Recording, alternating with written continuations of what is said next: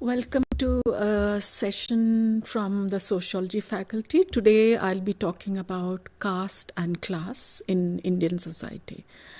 We have a unit on caste and class in our course on Indian society, images and reality, which is one of the generic courses which is offered at the BA program, which is at the undergraduate level, both for honors as well as for pass courses. Some of you may be familiar with this course, and obviously you're all too familiar with both the concepts, caste and class. Let me start out by talking about caste first and just generally outline some of the central features before I go on to discuss in detail about the interface between caste and class. Now, caste, as you all know, is a word which originated from the Portuguese, which actually literally means color. So in one sense, a caste, the Hindi word for is varna, also means color. And the general notion was that the waves of migration also shaped the caste system in India. Now, Gurye thinks that the upper castes were generally considered as the early migrant Aryans, and the local population, which was considered as dasas, were probably from the Shudra class. But this is a theory which is under a lot of scrutiny, because in India we find that there may be some element of truth in it. There's much intermingling that has happened over centuries of history and movements and so on and so forth. So the color aspect is not taken very seriously. However, as sociologists, we look at some distinctive features which makes caste system very unique to India. And these features are, first of all, it's a hierarchical system, which is based on endogamic practices, sort of restrictions around eating together or interdining, as well as interactions between castes. These are based on the concepts of purity and pollution. In addition, as we all know, traditionally castes used to be associated with inherited occupations. Thus, Brahmins were considered to be the priests, the warrior caste was Kshatriyas, the Shudras were the working class, and the Vaishyas were the traders. Now, this is a very macro structure. It's more an ideological framework, a macro structure, which more or less applies to the system as it applies, as it happens in India across different regions and so on and so forth. Now, while this Varna system is loosely available, what actually is in operation is what we call the Jati system, which is a series of endogamous groups. And in fact, in our everyday interactions, we often refer to someone's caste in terms of Jati more than in terms of their Varna. So that's why you will get to have subdivisions within Brahmins. You have many caste groups or jatis within the Kshatriyas, and so on and so forth. So what is really in operation, or what is actually in practice, is the jati system. And the jati system has gone through a lot of variations over a period of time. But in general, I think it's a well-known fact that the caste system is a very closed system. It is also closed because it's highly endogamous. I think all of you are familiar with the word endogamous. It means basically marriage within a group. Now, the group can be a caste group, it can be a gotra, it can be a lineage, and so on and so forth. Or it can be some restrictive groups as well. If you look at some South Indian marriage systems, you'd find that it is within a particular lineage system. There are prescriptions on who to marry and who not to marry, and so on and so forth. But largely, it functions as an endogamous group. Now, the other thing about why the caste system is a closed system is it's highly hierarchical. The gradation and distance between castes are maintained on an ideological framework which is based on the idea of purity and pollution. In Sanskrit, the word used for qualities that one attributes to a particular person or a group are called gunas. And these gunas are often considered to be something that is inherent, either because of the birth or because of the practices that they followed, either the profession or occupation that they followed, the food that they ate. So that's why you had certain sattvic foods which are associated with the higher caste, which are supposed to be also pure. So you had ideas about purity and pollution, which were a series of gradations on what is considered pure and what is considered impure. According to this purity and pollution gradation, people could interact with certain castes and some could not be interacted with. So that's why Brahmins would not accept food from the lower caste because they were considered impure. So in many traditional societies, or even sometimes in villages, you'd find that there were many social practices surrounding not just interdining, but also interactions between castes. Who can sit next to who is also decided by this idea of purity and pollution. Now, caste system is generally considered a very closed system. However, some sociologists would argue that it was not as closed as it might have appeared. For instance, in the medieval India, with the advent of Bhakti movement and all, there was some loosening of the caste system, and people could become part of cults and Bhakti movements, and sometimes would abandon certain practices and even be known as part of a particular cult. Like you sometimes say Kabirpanthis and so on and so forth. But more importantly, M.N. Srinivas talks about Sanskritization, a concept which he uses to capture mobility in the caste system. He says that a certain castes imitated the ways, customs, especially appearances in terms of how you dress, to the rituals that you observe and so on, the food habits that you do, which are imitations of a higher caste. So at some point they would claim that caste. Now he also borrows a lot from K.M. Panikar, a historian who was of the opinion, and he has a great deal of scholarship on this topic, which says that many of the warrior castes, in fact, were people who usurped power at some stage and then became known to be the Kshatriya clans, or sometimes they would go through certain yajnas or rituals and would take on that particular caste. So while it is true that there was an element of mobility, it was not necessarily a structural change. So while one could imitate a particular caste, one did not change the structural position of what Kshatriya were.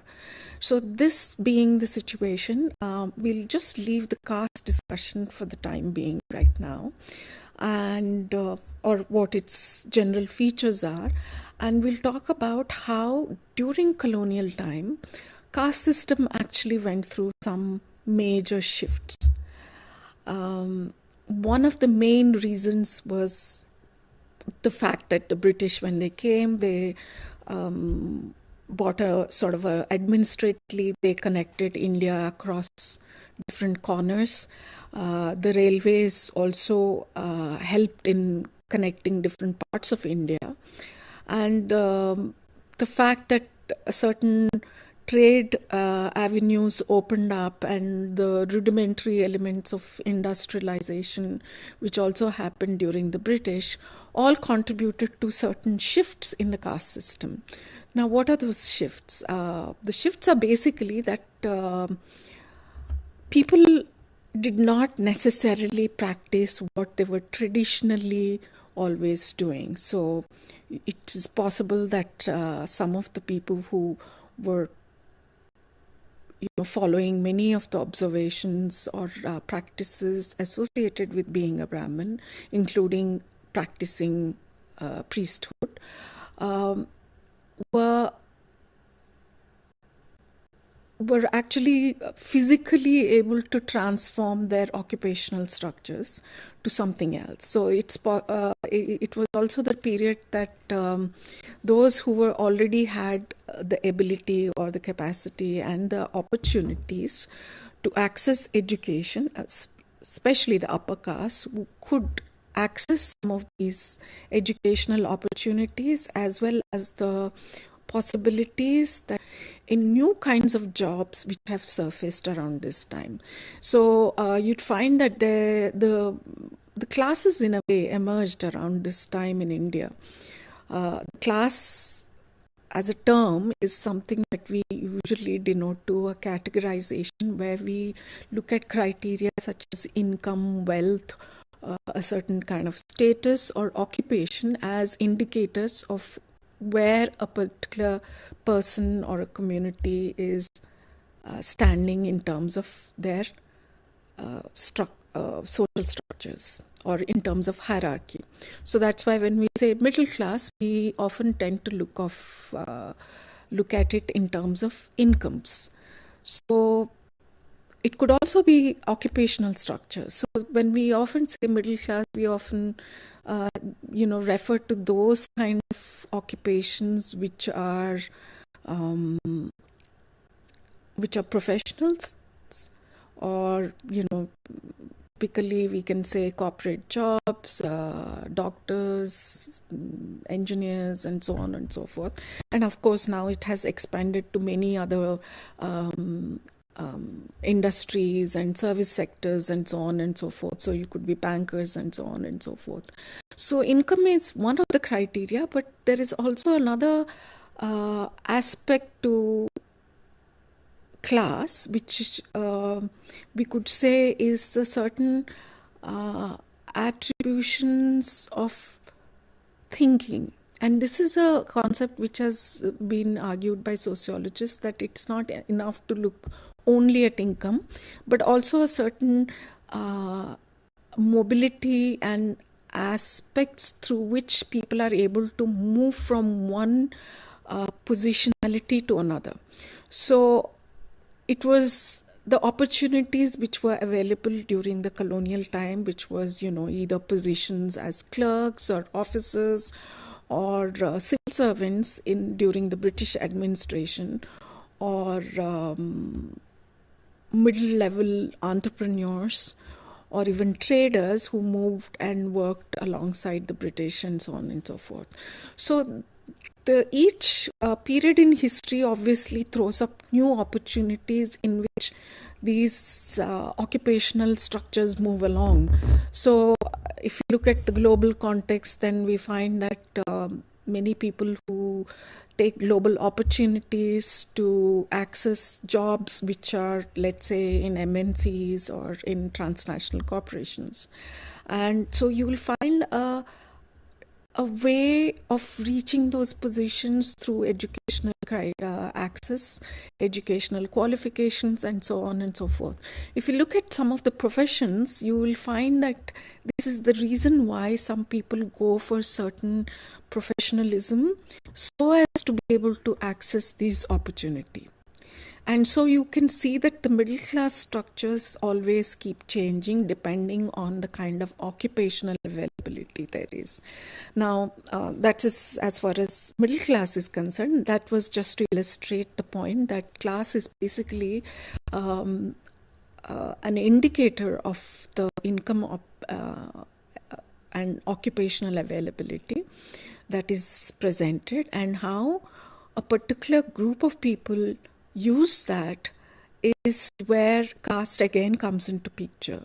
So as I mentioned earlier, during the British time, with the advent of urbanization and the setting up of the presidencies, where you find that there's a huge middle class growth of middle class, which had happened in basically 19th century onwards and 20th century. You can see clear indications of it, and these were basically those castes which were able to access educational opportunities as well as opportunities of employment thrown up by the British administration. So that's why you find that there is an overlap between caste and class. Those people who had, let's say, to use Bourdieu's term, cultural capital, which is already they had the money, the wherewithal to be able to move to cities, not just as workers, but be able to afford education, or even to have the kind of networks to be able to avail opportunities, were the ones who benefited from this early exposure to the possibility of changing occupation. Similarly, those who also benefited from, say, missionary education or access to education, which started during the British time, were also ones who managed to move along these lines. So this being the scenario, I think if you were to look at in terms of class structures, if we really look at class, then we find that each time, as I mentioned earlier, class structures also remain not constant, and they can change depending on what are the opportunities which are available, what are the positionalities of income which are there in terms of the hierarchy. So therefore we'll find that small traders probably move to professional classes, or lower income groups can move to small entrepreneurs. Now take for example any rural area, where traditionally at the turn of the century when India got independent, and even in the early phases of India's independence, we find that some of the structures which were there previously in a traditional format continued to be there. For instance, the zamindars who benefited largely from ownership of land were exercising a great deal of power, they had wealth and so on and so forth. But post-independent in India, when the land ceiling acts were taken up, as well as Zamindari Abolition Act was implemented, some of the landlords lost their initial power and clout that they had. So they became proprietors, not necessarily landlords, yet they were still on the upper echelons of the class structure in rural India.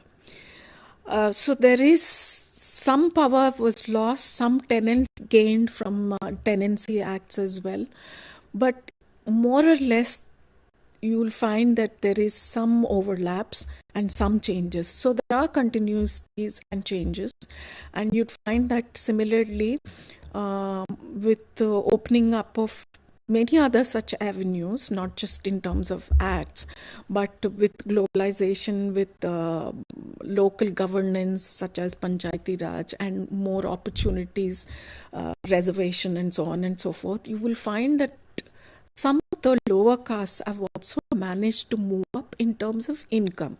So you can see that they may have acquired a little bit of wealth, if not comparable to the landlords. And so they could well be considered middle class. And yet, in terms of caste hierarchy, they continue to remain at the bottom because they're considered as either Shudras or be even of the untouchable caste. As you know, untouchable caste is part of the caste system which is outside of the Varna framework. There are many jatis, in fact, within all these caste groups. So we find that mobility has been one of the most important aspects to how a caste system can change from a traditional occupation-based hierarchical system to one where you could access professional opportunities or different occupations and move up the ladder, so to say, in terms of income. But the interface between these two continues, and this is an argument which has been coming up in various debates across India as we try to look at what are the occupations which are cornered by which caste. So you'd find that, in fact, there are some very interesting studies which are done which say that even now, even after so many years of independence and with all these changes that I talked about, whether it is during the British time or later, we find that there is sufficient relationship between the cultural capital, the social capital, and the capital that the caste, upper caste enjoyed, continue to put them in positions of prominence, whether you find them, whether you find their representation much more higher in terms of whether how many professionals there are, whether it is in media, whether it is in politics, whether it is in all kinds of high earning occupations. Similarly, you would find that there's an overlap between the working class incomes and their correspondence with the lower caste. So you'll find, even if they're employed in government jobs, you'd find that many of the caste 4 employees, especially when it comes to doing jobs such as cleaning and sanitation work or related work, it's still largely the lowest of the jatis or the castes which tend to be found in these occupations. So I think the two things that we could find, which is also of interest to us as sociologists, is to see how what are the imitative aspects, whether is it always the upper caste that are imitated, or is it certain castes which have come into prominence. Now, M.N. Srinivas also says that the ritual purity, which we normally associate with Varna system, such as, the Brahmins are supposed to be ritually pure, are not necessarily always the most dominant caste. And he found this in his studies across many places that he found, and subsequently it was followed up by others as well, who looked at the dynamics, the power dynamics between castes, and these power dynamics are in fact what really informs some of the caste and class systems in India. And you'll find that a lot of caste politics, as we call it, revolve around these ideas of who's dominant in which area and how they happen to generate a certain kind of power over other castes and so on and so forth. So I think what you can probably do is go through this unit in detail and look at some of these nuances.